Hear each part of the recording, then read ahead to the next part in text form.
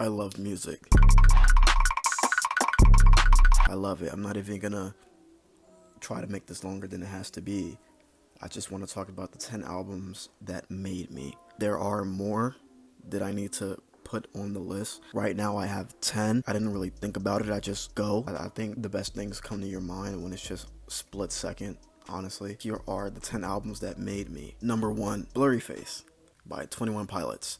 I like 21 Pilots. In freshman year of high school, I had some rinky dink HTC Android and I had Google Play Music, and I only had 2 albums on Google Play Music: Blurry Face and PX3 by Party Next Door. And I never listened to Party Next Door. So every fucking day on the bus going to and from school, I would listen to Blurry Face, and it just instantly became one of my favorite albums of all fucking time. It's so good, in fact, that the 2 albums that they dropped after this, Trench and Scaled and Icy, to me are fucking garbage, because I don't think anything can beat Blurry Face. That's how much I love this album. This album made me because it was the first album I fully listened to, top to bottom. Before that, I would just listen to whatever was on the radio. But this was the first album that I would always listen to in order, from 1 to fucking 14. I listened to all of the songs.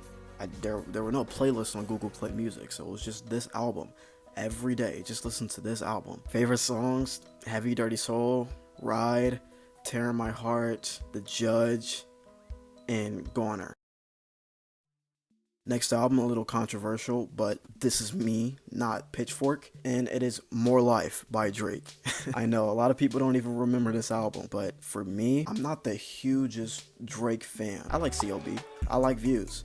This is the album that I consistently go back to, because out of all of the Drake albums I've tried to listen to fully, this has always been the one that just gets me every time, just gets me stuck into it and gets me to listen to every song. And now looking at it back, I didn't even realize how many songs were in this damn album. It's not his best album, it's just the one that put me on to rap, like really put me on to rap. It made me listen to what he was actually saying, you know, because before this it was just like the 2016 SoundCloud era, just Uzi, 21 Savage, Famous Dex, and they weren't saying shit. They was like, you know, it just sounded good. But Drake is an artist that made me actually listen to what he's actually saying and find out and look up and figure out what that actually means. So this album put me on to rap.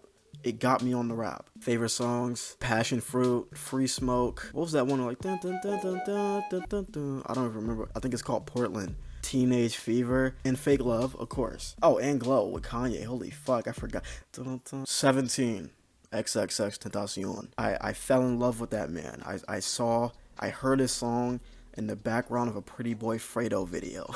It was Look at Me, saw the mugshot, I was like, holy fuck, this dude he's wild. I don't want to know what he got to jail for. Oh man, he's crazy. He's intriguing, you know, shit like that. And then when he got out of jail, he pulled a 180 and then like just made all of these sad songs, and it was like, whoa, so he can do it all, really. Then I looked at his SoundCloud shit, and the nigga got Valentine and Talk to the Devil in Miami, and I Don't Want to Do This Anymore. You know how it is. And then this album came out the same night as Uzi's Love Is Rage 2. I stayed up all night just fighting niggas who thought Uzi's album was gonna be better, because when the albums came out, I cried on the second song. Maybe it was just the hype in me, maybe it was just I was tired, I don't know what it was, but I cried on Jocelyn Floors, and then the rest of the album was just like okay, I'm open now. I think this album made me sad. It made me sad. I talked to you guys about how I went through depression pretty much first 3 years of high school up until the summer of junior year. This album didn't like just fully do it for me. I didn't listen to the album and like come home and like all black and shit. But this album opened my eyes to so many different types of music. X in general opened my eyes to so many different types of music, and that's why I needed to put him on here, because I would not be listening to Slipknot and 3 Days Grace and Panic if it wasn't for X. Crybaby, Melanie Martinez. I don't listen to Melanie Martinez too much, but she always has a special place in my heart. A girl put me on, I'm not gonna keep telling the story. I feel like I told this shit like 10 times already. A girl put me onto it, and that was like our album, you know? I just find it really cool. You know, how old was I? 14. I just find it really cool that during this time, there was a woman like this doing this baby shit, but it's evil. You know how things are, like Squid Game. It's a kid's games, but you know, they die. Like, I'm not saying she started it, but like, you know, I've never seen anything like that before. She made me she made me more creative. She made me see more things, you know? And the music is great. You know how, I don't think I've ever heard a pop artist during this time say swear words. So that's probably another reason why she's on the list. Because, like, it's just really cool hearing swear words on a pop song. It was when I was a kid. I used to listen to this album all the time. I love it. And, like, the entire story of it. The fact that she made a damn near a whole movie out of it. She has a music video for every single song on this album. And I think that's amazing. Like, it's really cool. She has a whole story. All these are in order. And, you know, there's something happening with these characters. And it's really cool. Favorite songs: Crybaby, Dollhouse, Sippy Cup, Cares.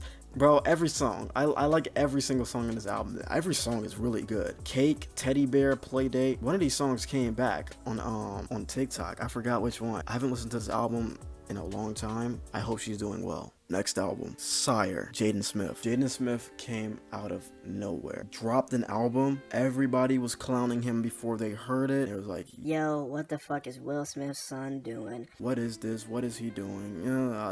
And then I heard Blue. Ever since then, bro, I've just been like, this nigga's story and style, aesthetic, everything he's doing is insanely. I think this album made me realize that black people can do way more than just being hard. What Jaden Smith created with this little album, he made it seem like an entire world.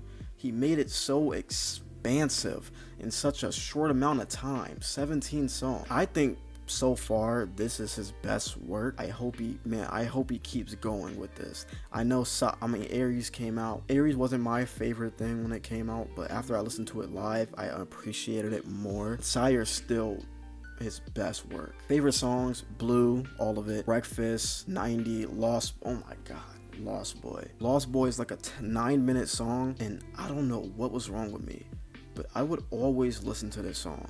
Like, all the time, the full thing. I would always listen to it because it just sounded so good. It was a perfect song to do anything to.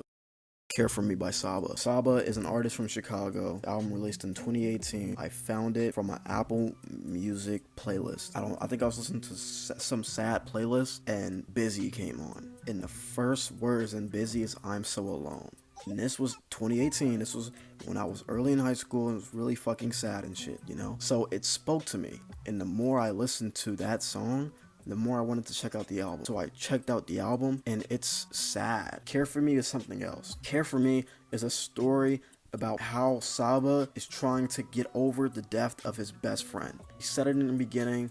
He says it all throughout the album and little innuendos and shit, just a few lines, but it all comes down to Prom King. In Prom King, he tells it all. Prom King is honestly one of the greatest rap songs I ever heard in my life. It's a 7-minute song, and it has one beat the entire time, and the more it goes on, I don't want to explain it, but here, look, spoilers if you don't want to hear it, but skip to this moment if you want to skip it.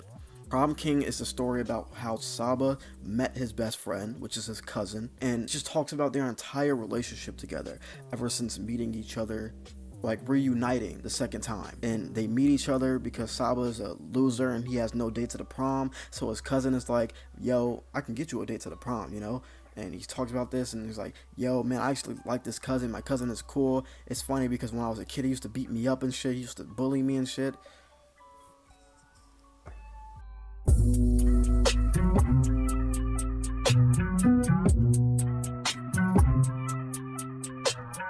I pull up at your crib, so I hope you got a bib. I do not smoke with cigs, but I got 11 kids. The girl look hella big, but yeah, she could get the pipe. This is garbage. I know they do not like me because they know they hate me right. I know I gotta fight these niggas, but I don't wanna fight. That's his song?